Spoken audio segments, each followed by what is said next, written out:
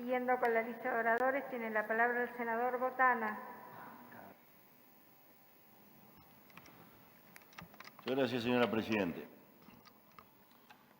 Venimos hoy a analizar la rendición de cuentas de la República para el año 19. También, sin dudas, sus orígenes, sus causas, un estado de situación y las circunstancias, los manejos, las decisiones que llevan a esta situación. Son las cuentas de nuestra República, no son ajenas a nosotros. Ajeno ha sido su manejo, de todos son sus consecuencias. Las analizaremos con la responsabilidad debida. No caeremos en la distorsión de los hechos ni en la utilización conveniente de periodos o años base para demostrar lo que no se corresponde con la realidad. Por supuesto, el análisis trasuntará una óptica que es la nuestra. Un apego al país real contra el país de papel. El país del trabajo y la producción contra el país de la especulación financiera. Siempre preferimos esta visión. Es más lindo el Uruguay visto desde atrás de un arado que desde atrás de un escritorio. Y a ese Uruguay al que hablamos le ha ido mal. Mal en el año 19, en este quinquenio y en la era frenteamplista que se ha terminado. El informe del Ministerio de Economía y Finanzas, cuya objetividad no cuestiona nadie, y que por eso todos votaremos en una unanimidad que paradójicamente no es unanimidad, sino discordia. Este informe dice que el país del trabajo está herido. Se cayó la actividad primaria en un 3,8%, la industria en un 1,1%, la construcción en un 2%. Perdimos más de 10.000 puestos de trabajo en la economía solo en 2019. En el quinquenio perdimos 56.000 puestos de trabajo. 56.000 puestos más los 9.000 vínculos laborales en que creció el Estado. El salario real también cayó, si se lo mide de punta a punta, un 0,3% de caída. 404.000 informales según la encuesta continua de hogares. 404.000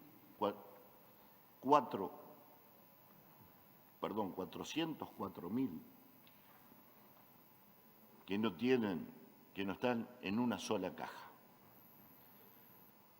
La inflación volvió a crecer y se ubicó por encima de ese rango amplísimo de entre 3 y 7%.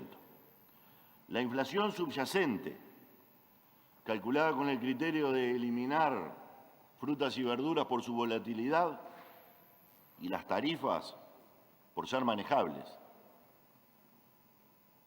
se ubicó en el 10,35%, en los dos dígitos. La pobreza trepó al 8,8%.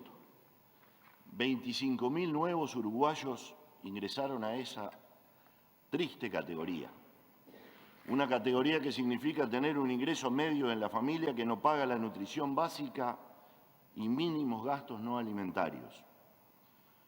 Una categoría en la que el 73% tiene un vínculo informal en la actividad laboral que realiza. Qué pobreza diferente a la del Uruguay de siempre. Nos trae la permanente invocación de la senadora Gloria Rodríguez, otra pobreza. 6 de cada 100 uruguayos están en esta situación. 6 de cada 100 hogares uruguayos.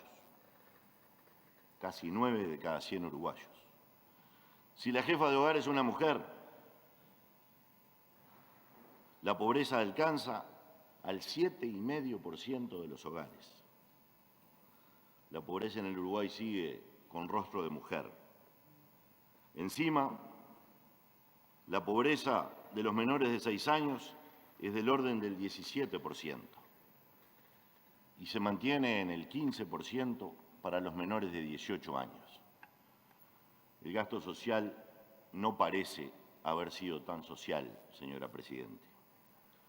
El déficit fiscal es del 4,5% del PBI, el mayor que se conoce en los últimos 30 años, como bien lo han señalado los senadores Gandini, Diera y Domenech. Y si se quita el ahorro registrado por las existencias de petróleo, sumamos 0,1% más. Y el correspondiente al canje de deuda, que fue contabilizado, del 0,3% del PBI, llegamos a un 5,1% de déficit fiscal. La deuda neta creció al 43,5% y la deuda bruta asciende a 37.160 millones de dólares, un 66,4% del PBI. Si nos ubicamos del lado de la demanda, el consumo final se incrementó en 0,5% y la inversión en activos fijos en 1,4%. Pero claro, por un incremento en la inversión del sector privado y con nombre y apellido, se llama UPM. La inversión pública cayó en 2019 un 0,6%. La formación bruta de capital fijo cae 26% entre 2014 y 2019. Entre 2014 y 2019 existió contracción del sector primario del orden del 3,5%, el comercio cayó 4,2%, la construcción 14,7%. La industria tuvo una pequeña expansión del orden del 2,8%, pero el conjunto del agro, el comercio, la industria y la construcción cayó 3,3% entre 2014 y 2019. Tenemos ese déficit del que hablábamos, el 5,1%, pero tomemos el del 4,7% del PBI y la deuda bruta en 66,4% del PBI. ¿Sabe, señora Presidente, cuánto era el déficit en el 2001, el año previo a la crisis? El inmediatamente anterior. ¿Cómo cerró el 2001? Era 3,4% contra el 4,7% en que cerró el 2019. ¿Cuánto era la deuda bruta en ese año, señora Presidente? Estaba en el orden del 48%. 48% contra 66,4% en que cerró este 2019.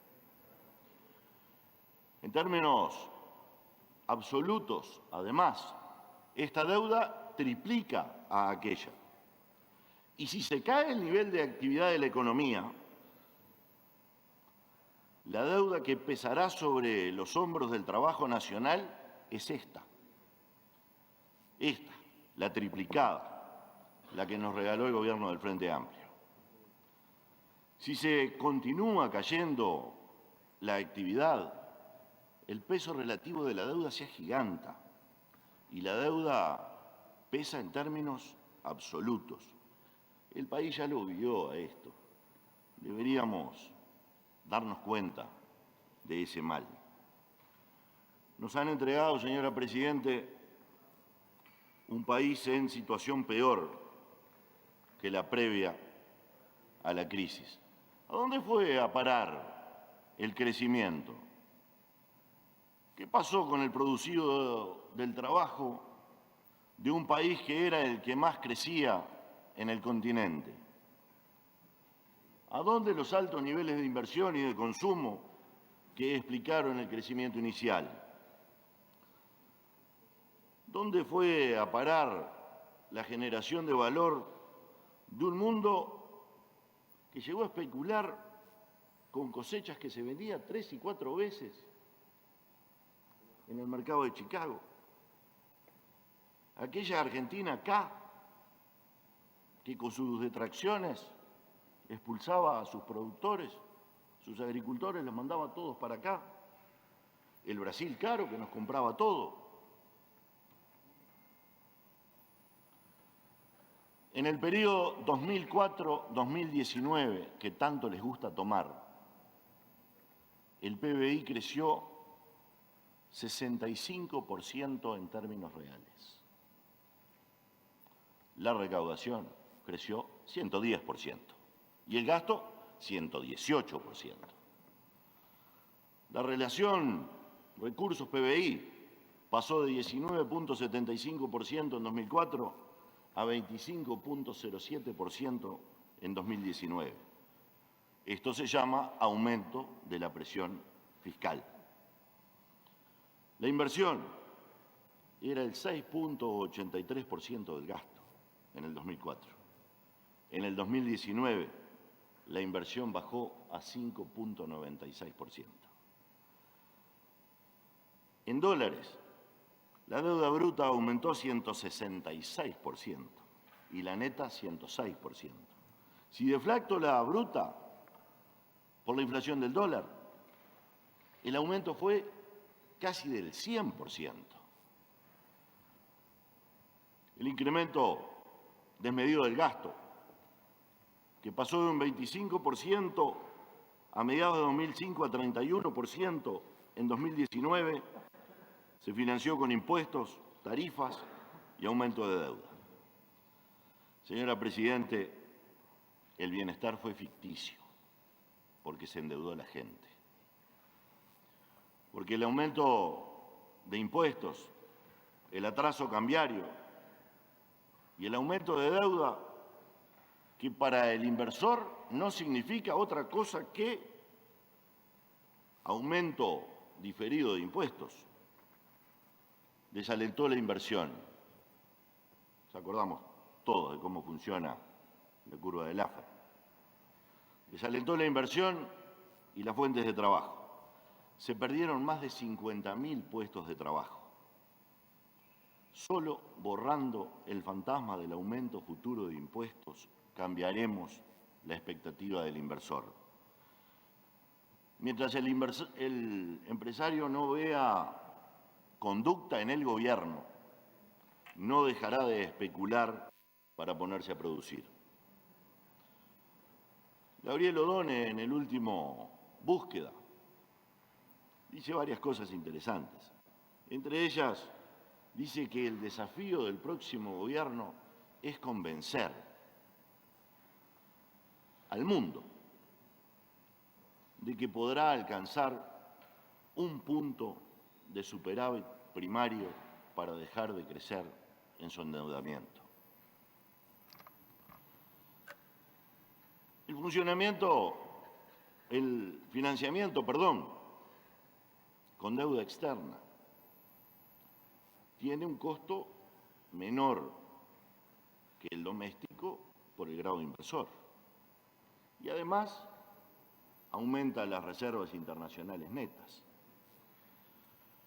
Pero claro, cuando el gobierno convierte las reservas a pesos y paga, porque tenemos déficit primario, se inunda la plaza de pesos.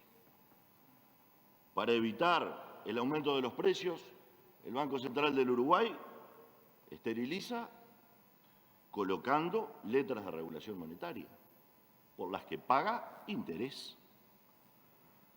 Entonces, como nos hace ver claramente el contador Protasi, pagamos interés por la deuda que asumimos en el extranjero y pagamos interés cuando las convertimos por las letras de regulación monetaria por haber convertido ese dinero a pesos para pagar nuestro gasto. La defensa del peso genera déficit parafiscal por el pago de los intereses sobre las letras de regulación monetaria. Entonces, claramente, lo reiteramos, lo repetimos, al interés de la deuda original hay que sumarle el interés de las letras de regulación monetaria para defender el peso. Protasi suma otro razonamiento.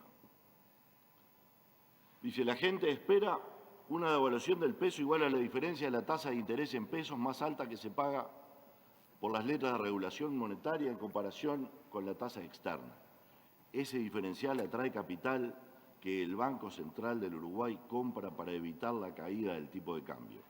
Eso obliga a más colocación de letras de regulación monetaria y así sucesivamente. El exceso de gasto, señora Presidente, no solo compromete la sostenibilidad del gasto, como le preocupa, y lo dijo claramente nuestra ministra de Economía, Azucena Arbeleche. Fue clarísima la ministra. No importa tener para gastar hoy solamente. Importa tener para gastar hoy y tener para atender las obligaciones mañana. El Uruguay de la situación social complicada no es el de ayer solamente. Es el de ayer, es el de hoy y es el de mañana. Y no hay magia en esto. En esto sí que no hay magia alguna. Atender la situación cuesta. Y la responsabilidad de un gobierno es tener los recursos para atender esa situación. Hemos neutralizado todos los efectos positivos del gasto. Y lo estamos pagando, lo estamos haciendo pagar a los ciudadanos de este país de la peor manera, con pobreza y con desempleo. ¿Cómo fue la calidad de ese tan mentado gasto?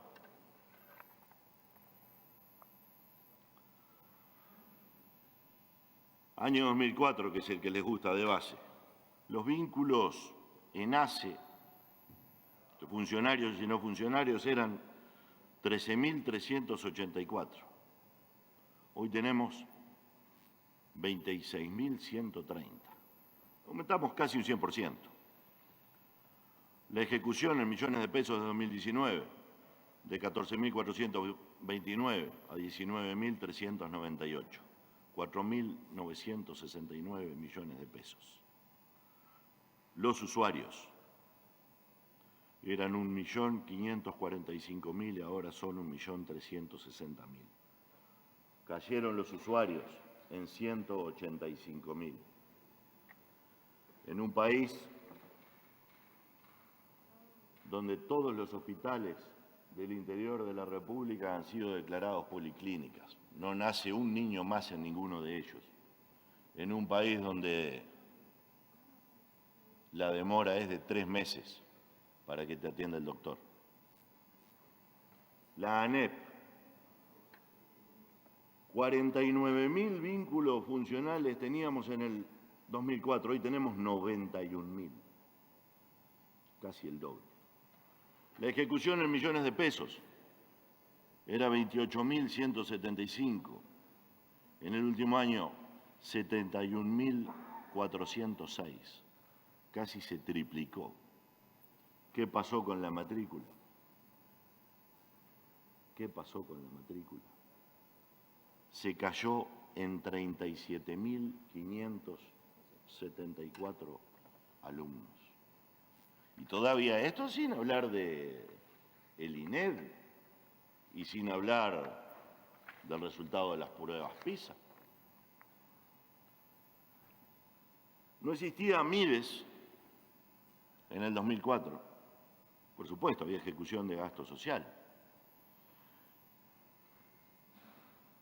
El MIDES adquirió casi 2.000 funcionarios Y en estas áreas la ejecución se multiplicó por 5, por 6.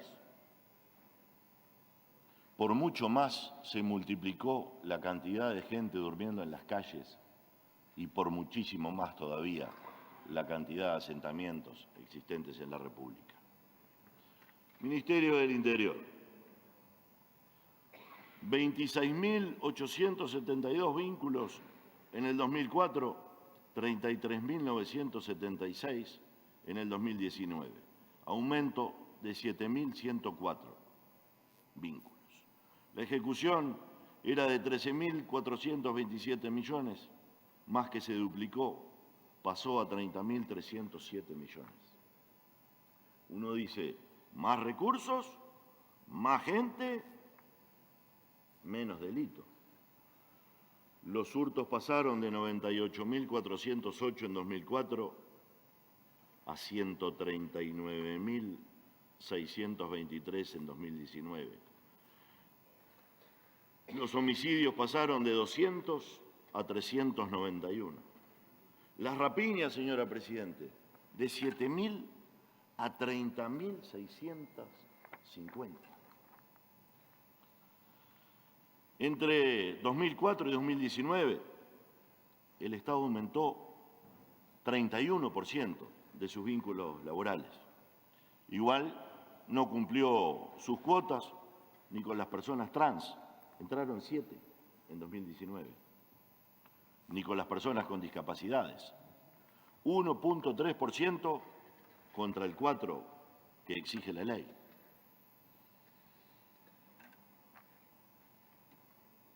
Quiero volver al tema de la deuda. Una publicación en opinión del contador Pablo Sichar. Dice, el creciente desequilibrio en las cuentas públicas obliga a Uruguay a recurrir con mayor frecuencia a los mercados internacionales de deuda. Un déficit fiscal del 5% del PBI implica que Uruguay incrementa su deuda todos los años en una cifra cercana a los 3.000 millones de dólares. Y acá me detengo porque me gusta el ejemplo. 3.000 millones de dólares. Una hectárea promedio en el Uruguay cuesta 3.000 dólares. Estamos hablando de 1 millón de hectáreas. Estamos hablando de la tierra de un departamento entero. Sigue el economista Sichar. A eso hay que agregarle la deuda que vence todos los años y que resulta necesario refinanciar. En 2020 vencerán cerca de 2.000 millones de dólares y una cifra similar vencerá en 2021 y 2022. Esto implica que por año el Estado debe recurrir a los mercados internacionales de deuda para financiar 5.000 millones, lo que representa aproximadamente el 8% del PBI. En otra parte, el contador Pablo Sichar nos hace una relación atinada, porque para pagar deuda en moneda extranjera hay que hacerse de recursos en moneda extranjera, hay que exportar, eso es lo genuino. Y miren lo que nos señala.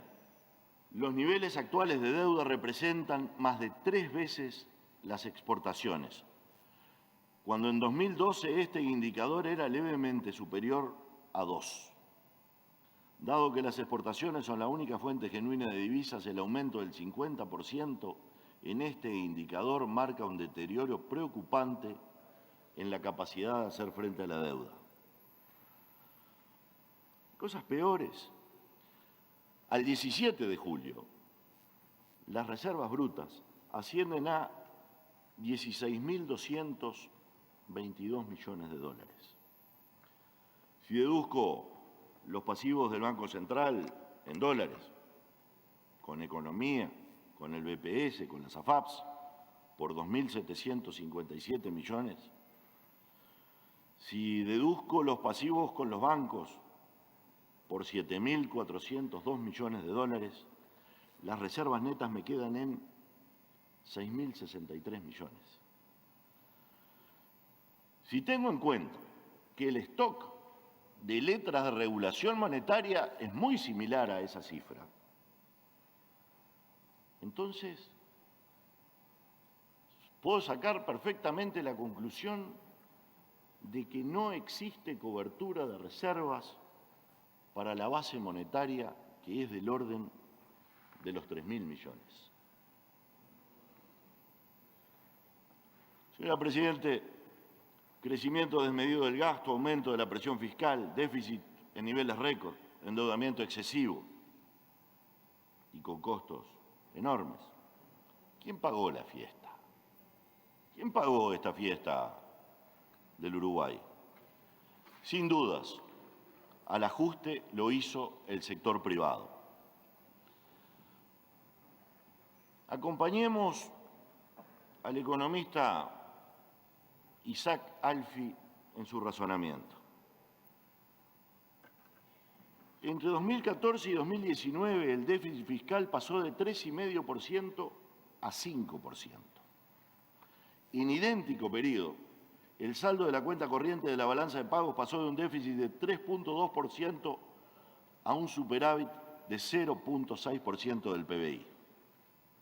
Por tanto, el ahorro neto de inversión del sector privado pasó de 0,3% a 5,6% del PBI.